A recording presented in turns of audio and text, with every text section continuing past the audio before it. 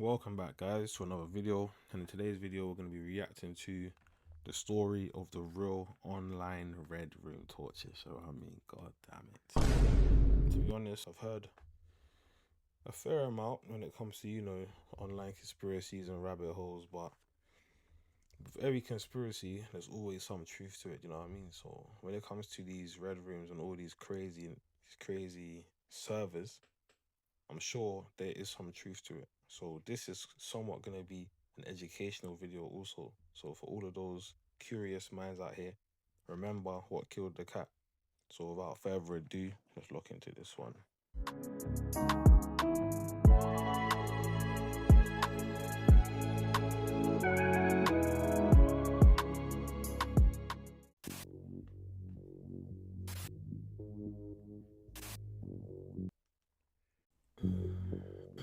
When a young boy in Norway began to believe that his own body parts didn't belong to him, he started to act on the desire to get rid of them from a young age. This would spiral into a life where he would make a financially lucrative enterprise on the seedier side of the internet by doing that very same thing to other people.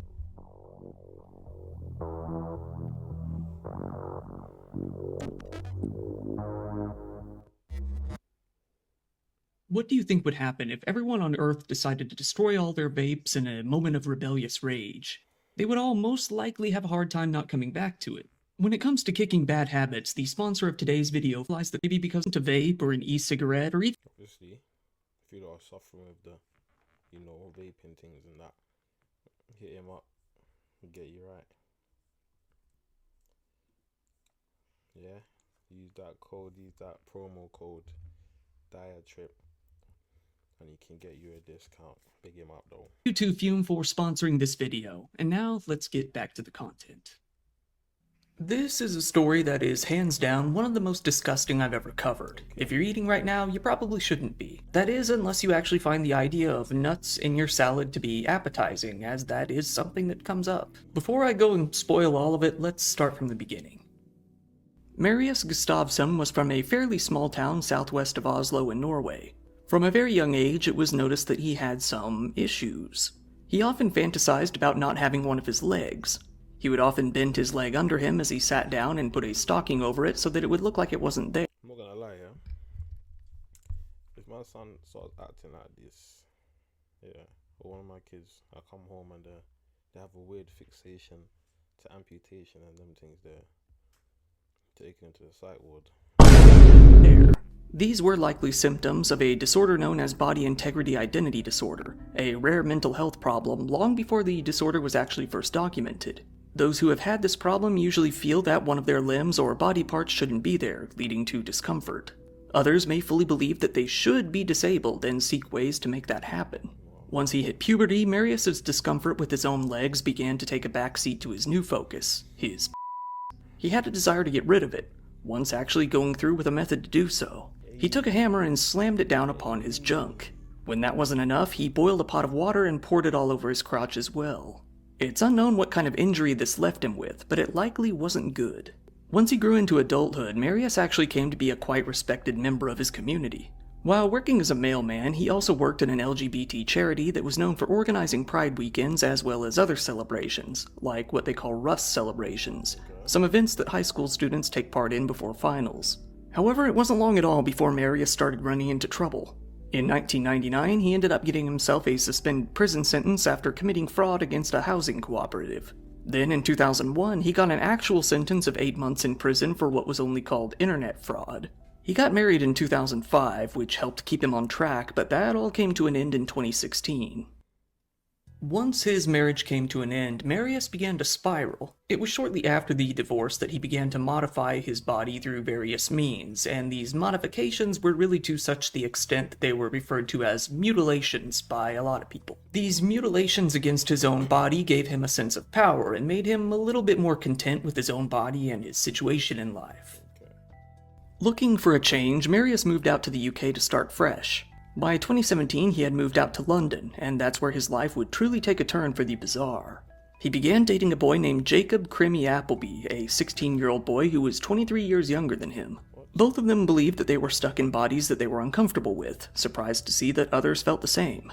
Marius started a website, one that he would call Eunuch Maker, in 2018. At first, the website was somewhat of a blog, with a paid section where you could make an account and read the posts in full. Eventually, Marius came to meet up with many other like-minded individuals, like Damian Burns, a male prostitute, Peter Waits, a 67-year-old retired former member of the Royal Society of Chemists, and David Caruthers, a 61-year-old retired hospital worker. After a while, the website began to start operating in a much different way. This was when the group decided to start performing these sorts of operations/mutilations on other. See, the thing with this is, obviously, these are all grown people, so it goes to show, like, from early on in childhood stages, the importance of being aware of your surroundings and communicating with your family members. I'm pretty sure, I mean, if it's a psychological thing, fair enough, everyone's different, everyone has their own things to work on. But if the communication was there, I'm pretty sure certain things will have been avoided. And that goes to all of these people that I just mentioned. So from having those curious, impulses, if you will, to then seeking people online, or seeking, as we're going to get into, these red rooms and these forums and these servers where other like-minded individuals can come together to view this type of content, that's just going to further push you down the rabbit hole, going to make you want to be more involved in this type of stuff and more curious, I guess. But yeah, communication is important. If you've got family members around you, don't be afraid to strike up conversation, ask the hard questions, try to get into their head, because a lot of times when you're dealing with people like this, they can try to hide it, but if you're attentive enough and you're using the right, language, the right communication skills, you're able to get an insight into these impulses, into these deeper thoughts, and if you're lucky, you might even be able to prevent this type of stuff. People. Getting in on the action, Marius even began to perform the same sort of gruesome operations on himself, or at least he ordered the other members of the group to do it. One of the first things that he wanted to do was get rid of the leg that he had always hated since childhood. He got his young boyfriend, Jacob, to freeze his leg on dry ice for 2 hours, leading to it needing to be amputated at the hospital. Despite having done this to himself, he ended up getting on disability while in the UK, taking out over £18,000 in benefits. Sometime after, Marius got another one of his cohorts, Damian Burns, to remove his male member with a vegetable knife. Recording it for his website, Marius got down on all fours on the ground and pretended to beg for help, hamming it up for the cameras. Damian then removed his bits, held them up for the camera, and then flopped them down onto Marius' stomach. Damian then told him that the wound that resulted didn't look very good. Marius ended up in the hospital afterwards due to complications resulting from the butchering. Undeterred, he came right back home to engage in more of the same. He later had a 48-year-old... Like, what I don't understand though. Cool. We've established he's a part of the LG, you feel me? But you're not gonna need those bits. Unless you're like a devout, get me, you're on a strict celibate regime.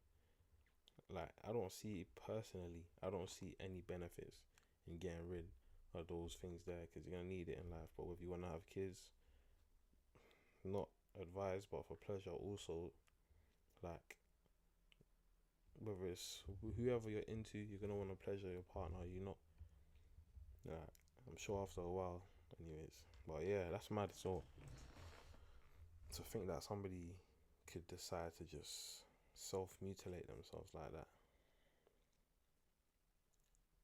Okay, a lot to take in, but this is type of stuff that you encounter when you go down these rabbit holes, when it comes to the dark web, and you know what I'm trying to say. So it's better you just avoid it.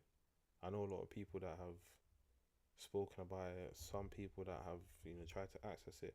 Even me in the past, I've accessed it one time when I was young. I wouldn't say I accessed like the dark web, but like, or some of you might know, when it comes to catalog pages, just to see, again, that curiosity to see what was on there. And thankfully I didn't see anything that would have tainted me for life. But after a while, we just came to the self-realization of what next step will this take me towards? Will this take me towards chasing some dark, sinister stuff? which is not ideal. If that's the case, I'd rather stay hands off. Yeah? Nurse named Nathan Arnold cut off one of his nipples with a scalpel. What's going on? Realizing how lucrative of a market there actually was for this sort of thing, the group began to expand towards operating on others even more. Marius was described as somewhat of a master manipulator, usually targeting potential targets who were much younger and in vulnerable positions with prominent mental health issues. Throughout multiple London apartments and hotels, they began to perform operation after operation on these willing participants.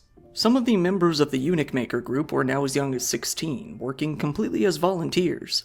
Meanwhile, the website itself began booming in popularity. Given the type of content that it was, Marius and the others were left to pay for the hosting and for the bandwidth that they were using. It all became a bit hard for Marius to manage, leading to him speaking to one of the administrators of the website, someone who was merely a fan at first. This man was an IT worker who has only been labeled as Andrew in the media. Andrew later said, "I first got involved because Marius was having trouble scaling the site due to the sheer number of visitors to it. The servers were literally struggling to cope. We're talking a site that has 300,000 visitors a week, 10,000 to 20,000 active daily users. When we look at the Google Analytics for it, the only country that has never visited it was North Korea. This is a global thing." The group came to have 22,000 active paying subscribers. The website had multiple different tiers that you could subscribe to, normal, premium, and VIP. Some of these subscriptions would go for about £100 a year, with the lowest offered on discount at about £35. That means if we're putting it somewhere in the middle and saying that the average sub was about £50, they would have been making £1,100,000 in the best year. That's roughly about 1.5 million US dollars. Still, it has been claimed that he only made about £300,000 from the website by many sources. It's possible that he divided up the rest between his co-workers. Those who worked with him said that he actually lived a less than modest life, maybe due to spending habits, often having to beg his mom to help him pay rent.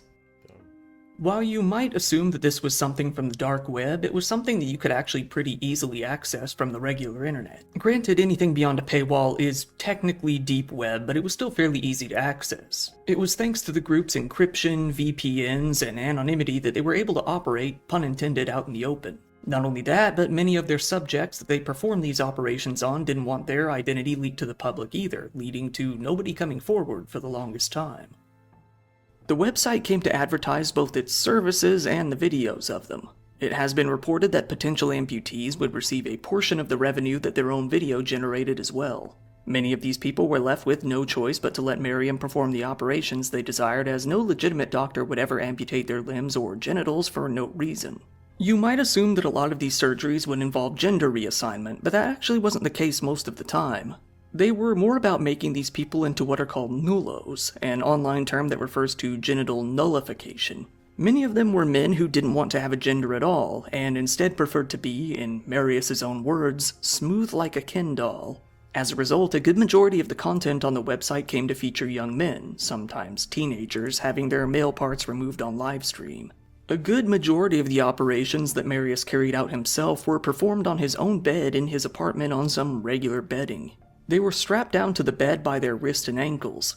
He had a good number of tools at his disposal, like forceps, electrodes, catheters, scalpels, and clamps.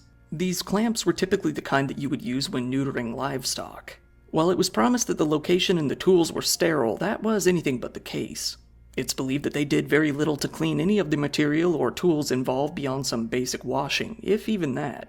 Andrew, the IT worker, came to have one of those operations himself in July of 2020. He said that, while the apartment seemed clean and normal to him, noticing a nice painting above the bed, he was a bit thrown off by the walls being completely covered in pornography. Marius, who had been going by Theo, had a sign hanging on his bedroom door that read, "Theo's Playroom, open 24 hours, 7 days." In this room, rigged with cameras all over the place, Marius would come to perform an operation on Andrew.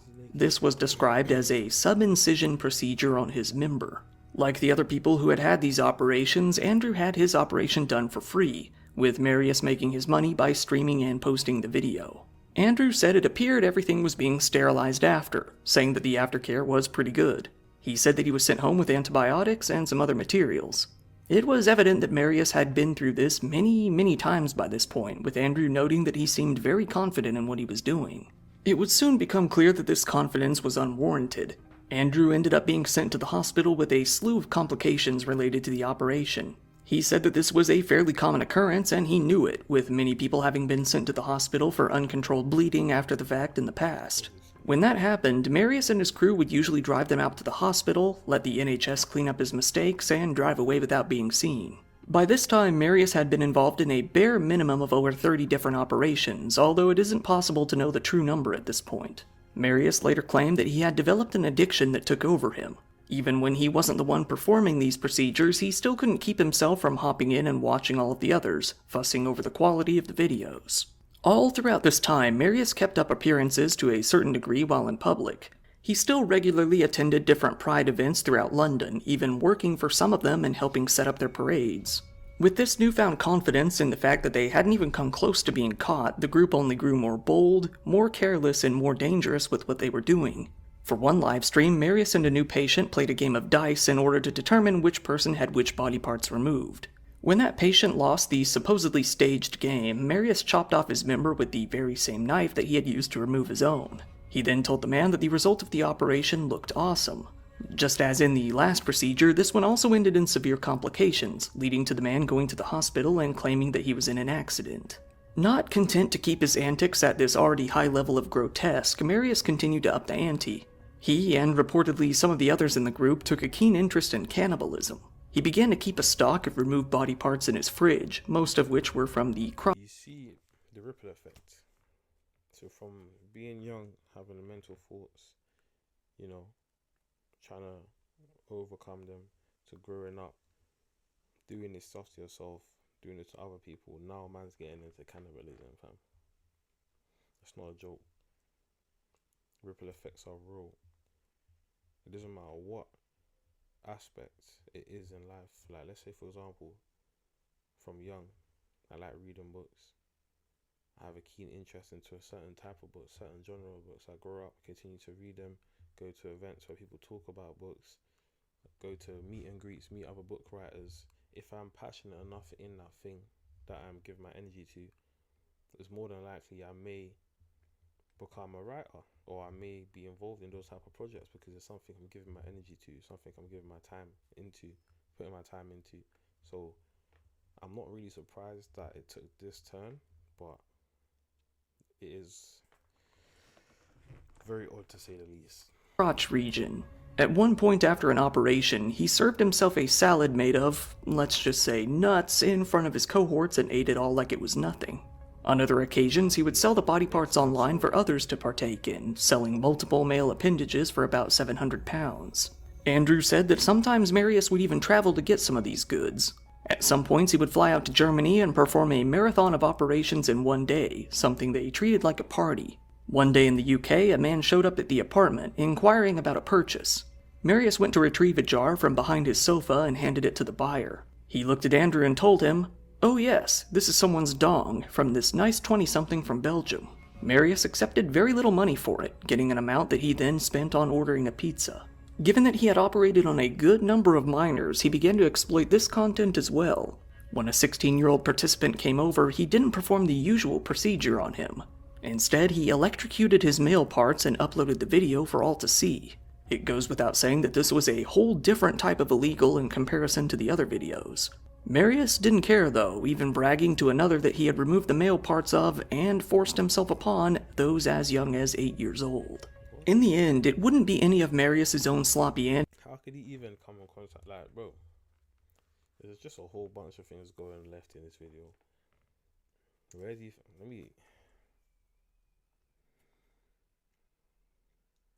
Where are the kids' parents? How are you 8 years old and you're allowing this grown ass potato head licking brother operate on you, fam? You're obviously gonna go home, your family's gonna be asking questions, but it's like, how did this happen? You don't need to.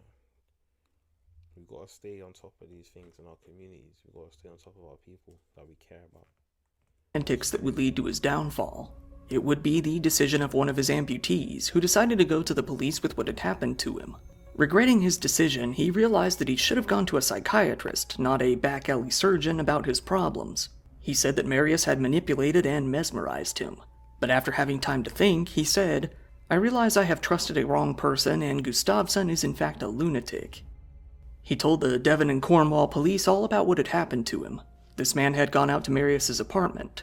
There he was on some drugs when Marius talked him into a procedure. He cut him with a scalpel, strapped him to the bed, and electrocuted him before removing his junk.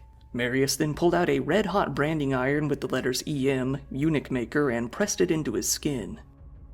The victim came forward with proof, handing them a USB drive that contained over 5,000 WhatsApp messages between them, over 100 pictures, and even the videos. He felt guilty for making the police go through with watching all of that, but he commended them for it.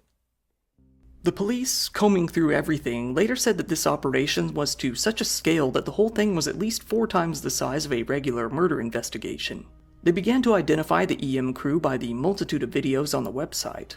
After pinning down where they likely were, they made multiple raids at homes across London, Scotland, and South Wales, picking up as much of the crew as they could. When raiding Marius's apartment, they came to find his very own male member shoved into his dresser drawer 4 years after it had been removed. Over 10 men were soon in police custody.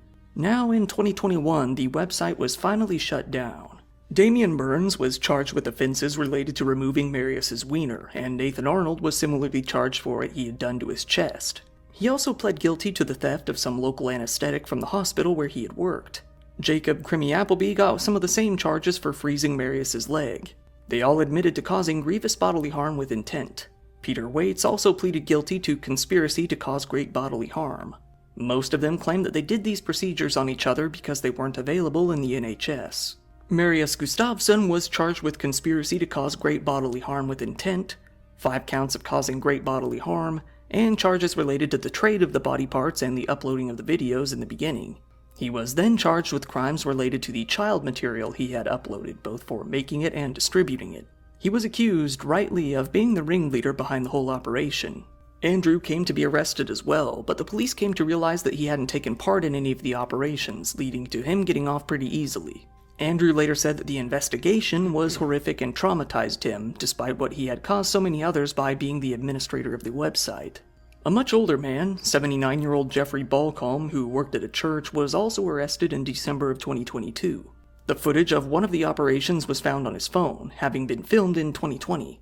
This was a video of him using tools to greatly expand the opening of a male thing. This was after he had already been arrested previously for admitting to producing indecent images of a child. Some could... Don't tell me I'm on this still operating in the church. Why all of this came out. It's not looking good, bruv. Considered to be to the worst degree possible. He was also hit with charges relating to having 8 images of a person performing acts on a dead animal. Another charge was related to 182 other images that he had which portrayed all manner of human orifices being damaged in a way that was labeled grossly offensive and obscene. In the investigation, the police also found a whole lot of hard drugs in his home. Many of the other members of the group came to be arrested around the same time as well, such as 29-year-old Romanian man Ion Secure, 38-year-old Janice Atkin, 61-year-old David Carruthers and his 31-year-old husband Ashley Williams, and a 61-year-old German man named Stefan Scharf. When the trials came about, Marius Gustafsson's was definitely the central focus, given that he was the mastermind. He admitted to the charges against him. Given that the court in which the trial was held couldn't accommodate for wheelchairs, he mostly appeared over a video link. He was described as a lunatic, a butcher, and an arch manipulator. The judge, Mark Lucraft KC, said that he had been the mastermind of a gruesome, grisly, large-scale, and excessively dangerous enterprise. He took particular shock in the fact that Marius had presented his salad of nuts and ate them, and the fact that he kept many of the body parts as trophies for years after the fact. Marius's defense said that he, quote, only wanted to put a smile on people's faces by giving them a way to deal with their own body integrity disorder like he had done himself. The judge didn't buy it at all, saying that the whole thing was clearly more of a mix of Marius getting off on it and getting a lot of money from it. The court played several different calls made to emergency services where Marius had calmly lied about how his victims had been injured by themselves and needed to be taken to the hospital. With the evidence, it was made clear to the court that the operations were mostly performed on vulnerable, often young participants, and that the environments were far from sterile, saying that they were performed mainly for the sexual gratifications of those watching the videos. While it was clear that the victims had consented to these operations, the judge said, "The law in this country makes clear consent is not a defense to what took place. It may be some mitigation, but the performing of such medical procedures by the unqualified is eminently dangerous and many may face lifelong issues. He added, all the procedures were carried out by the medically unqualified in environments far from sterile. They were conducted in amateurish and dangerous ways. In some instances, it is little more than human butchery. In some cases, medical equipment is used, in others, normal household implements were used. In some, equipment was used which is usually used to castrate livestock. Many videos were overtly sexual or had clear sexual overtones. Many caused great distress, and some resulted in the need for immediate emergency medical treatment. He ended by saying, I am entirely satisfied the motivations of all involved was a mix of sexual gratifications as well as a sexual reward. In many of the film procedures, the consequence is severe blood loss and many are in clear and acute pain. One is heard on film saying that he does not want to die. To many of those looking at this case, the activity at the very least will appear to be disgusting and abhorrent. The judge said that Marius was clearly dangerous and that there was more than a significant chance that he would cause more serious harm and come to commit more crimes. A prosecution barrister, Caroline Carberry, KC, added, we suggest that diagnosis, BID, if it exists, may explain why it is Mr. Gustafsson acted as he did to have his own body maimed and mutilated, but it does not explain why he made a lucrative business out of mutilating others. All throughout, Marius never showed any signs of remorse for causing the lifelong physical and mental damage to those he operated on. Andrew said that he believed that the group being convicted would only serve to drive other similar operations deeper underground. He said, Marius never saw that there was anything wrong with what he was doing. In his view, people were consenting, and that kind of overrode other concerns. He genuinely believed he was helping them.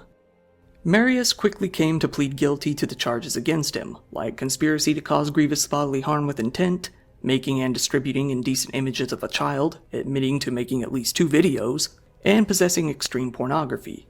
Because of this plea, he didn't need to go through much more of a trial or provide any evidence of his own. Meanwhile, many of the other members of the group were getting hit with their own sentences. Damian Burns was sent to prison for 5 years. Jacob Crimby Appleby, Marius's young boyfriend, was sentenced to 3 years and 8 months in prison. Peter Waits himself was given 12 years. David Carruthers, who had kept his own frozen junk in his freezer, was given 11 years, while his husband, Ashley Williams, was given 4 years and 6 months. Ion Shakur was jailed for 5 years and 8 months. Janice Atkin, a veterinarian, was sentenced to 12 years in prison for his part. Stefan Scharf himself was sentenced to 4.5 years in jail. Then Nathaniel Arnold was given a 2-year suspended sentence. Marius Gustafsson was finally handed down his own sentence as well, and it was more than he imagined. Given that nobody else had received more than 12 years, he thought he would likely get around that amount himself. One can only imagine his shock when he was given a sentence of life imprisonment with a minimum of 22 years. Given that he was 46 at the time of his sentencing, he will at least be in his late 60s by the time he gets out, if he ever does. Jeffrey Holcomb was banned from his church for life after it was found what he had been doing. He mainly claimed that his addictions to meth, heroin, and the occasional ketamine were to blame for what he had done. He has tried to appeal his case at least once, but has since admitted to his guilt and his involvement in the website. As of the making of this video, he hasn't been sentenced. The influence of the website, only having closed down a few years ago, still remains to this day. People on Reddit will still make the occasional thread asking what happened to the website and where to find its contents. Not only that, but it has motivated others to... See, those are the people that people need to be looking into. Man, are still looking for this bizarre content. You need to be... The money going towards the United Kingdom, yeah, and the NHS and all them things. The billions of pounds being spent on police officers. You might need to be cracking down on people like this. You need to be cracking down on people like this. All criminals don't all look like me, you know what I'm trying to say? So you gotta understand there's more to things, there's more to it, there's more that can be done. Coming together as a community is a start. Speaking with your family members, speaking with people that you know of already that might be showing the early symptoms, the same that Andrew was showing. But on that note, stay away from the dark web. That's pretty much it. But yeah, just keep in contact with your family members, sit them down. You know, if you want to share this to them also, you guys can have a discussion about it, because these are some of the real life, problems that we be dealing with nowadays. and you never know, it could be someone closer to you than you think, sinking and chopping off your leg. But on that note, I'm gonna record another video, so if you like this one, comment, subscribe, share it, like I said again, and I'll see you in the next one. Some MBG shit, man, you know. Aye, listen, nah. Bad one, that's just slim, not shady. Are you trying to carry my baby? Fall in love with the walkers, rate me. How you been sleeping lately? 4-4 got no safety watch. Things flat like smacking the 80s. I attack that like Brack and a sweet one. Only bought one glove, that's all I need.